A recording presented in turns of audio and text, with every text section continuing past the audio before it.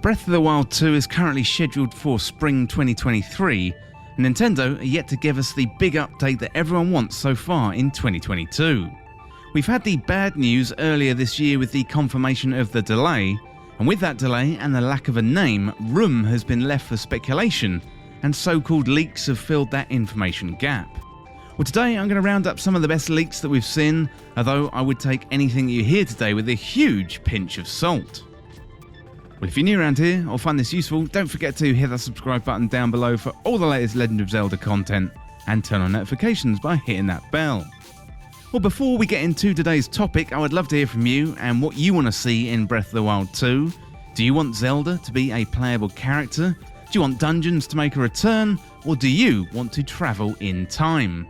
Share your ideas in the comments with the community. Well, today I'm going to talk about quote-unquote leaks.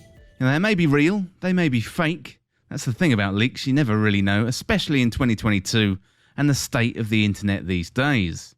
Anyone can post online saying their uncle works for Nintendo or they've got inside information. From my point of view, it's a silly little bit of fun and they're most likely untrue. However, if we like the sound of a leak, you never know, it might just come true.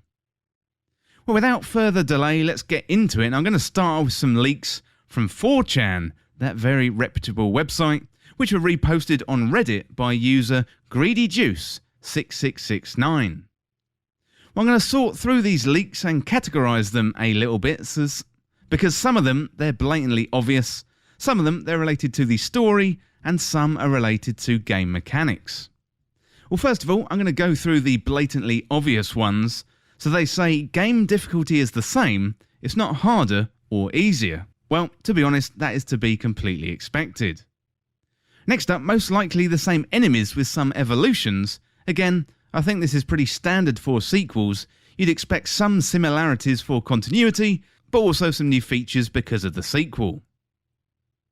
Well, next up, setup is like the first game, just more of a dramatic intro. Yep, that sounds pretty straightforward to me. And then next up, we've got lots of Ocarina of Time references, and yes, this makes sense. This was one of the most popular Zelda games in the franchise. Well, next up, the game takes place almost immediately after Breath of the Wild 1. And I do think we knew this already because of the trailers.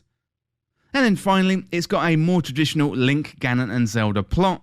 And that would make sense, it's pretty much the plot of every Zelda game that's come before it. Okay, so next up, let's dive into some of the more juicy leaks. And first up, we've got the gameplay section.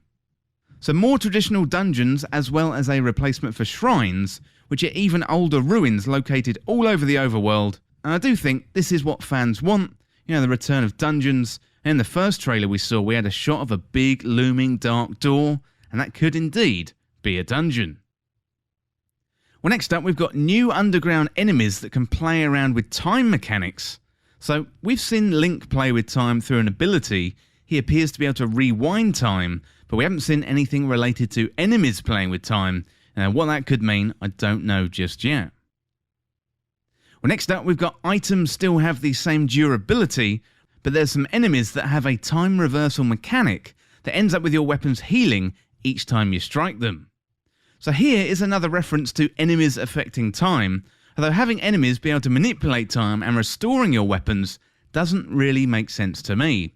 If I was an enemy in Breath of the Wild and I could manipulate time, I'd turn Link into a baby so he couldn't hurt me, not restore his weapons so he could basically kill me. Well, next up we've got Zelda plays a role in character swap mechanic. She's in another dimension and you have to switch characters for puzzles to influence the regular Hyrule overworld and vice versa. Lots of teamwork between Link and Zelda. So this one seems to be another major ask from fans as a playable Zelda character, and I do think the swap mechanic could be feasible, although having her in another dimension seems a little bit odd to me. I could imagine her being underground, and Link being overground based on what we've seen so far. Well, next up we've got Zelda has the Sheikah Slate. There's no real combat from her, from what was played, mostly stealth, and puzzle solving from Zelda, no gear, her inventory is just materials and quests. Well, this one is an interesting one to me. From what we've seen so far, Link appears to have new abilities related to his arm, and one version of Link, he's got long hair, and his right arm appears to be corrupted, Plus, in another scene with Cinnamon, he has an attachment on his left arm.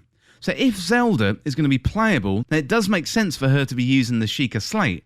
However, it says here that she doesn't have items and she can only engage in stealth, which does seem a little bit limiting to me. Well, next up we got Link only uses new powers from the Sages, while Zelda uses Slate features from Breath of the Wild 1. And that seems to follow up on the previous point. And next up we've got a leak based on the number of dungeons, and they say 6 total dungeons. So 6 dungeons does seem a little bit low to me, but then again, we only had 4 divine beasts in the original, and that turned out to be just great. In my head, I was probably thinking 8 or maybe 10, but perhaps that is just asking for too much. Next up's about Ganon. He said never saw Ganon, but from what he saw, can understand that the undead form of Ganon is invincible, and Link and Zelda have to work to restore Ganon's physical prime form to be able to injure him. So this one is an entirely new one to me and does sound quite interesting. So in the trailers, we see Ganondorf's corpse held in place with this arm, so in theory, he could be invincible. Well, next up we've got dual-wielding swords, so this potentially changes up the gameplay mechanics a lot with the option of dual-wielding weapons. Now, I really like the idea of this and would love to see it in the game. Well, next up we've got some leaks related to the story. So, reason for not having the Master Sword is that Link returned it to Korok Forest, which is now floating in the sky. So this one could be debunked already, given that we've seen the Master Sword in that delay trailer. However, it does look to be broken, so maybe it got broken somewhere along the line, perhaps by that corruption oozing out of Ganondorf in that first trailer. Well, next up we got plot revolves around the time manipulation and another dimension. So time manipulation and another dimension does sound like a lot to follow from a player or a viewer's point of view. Now, I could see time manipulation or perhaps another dimension, but both at the same time, I'm not really sure about that. In theory, you're combining Link to the Past and Ocarina of Time here in one, and that sounds absolutely fantastic on paper, but in practice, I'm not really sure thematically how that would work out. So there's definitely a lot to unpack here. As to whether it's true or not, I don't really know. There's a lot of crowd pleasers in there. Playable Zelda, dungeons, time travel, it's all good stuff. Although some of the points do seem a little bit muddled or confused, which leads me to think that the leak is fake. Now, I'm unsure if time travel and dimension hopping is a good idea in the same game.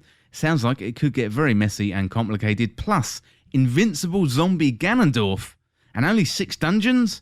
Hopefully that last one is definitely fake. Well, let's move on and have a look at some of the other leaks. So these have been posted on Weibo, which is a Chinese version of Twitter, and subsequently got picked up by Switchforce and featured on their YouTube channel.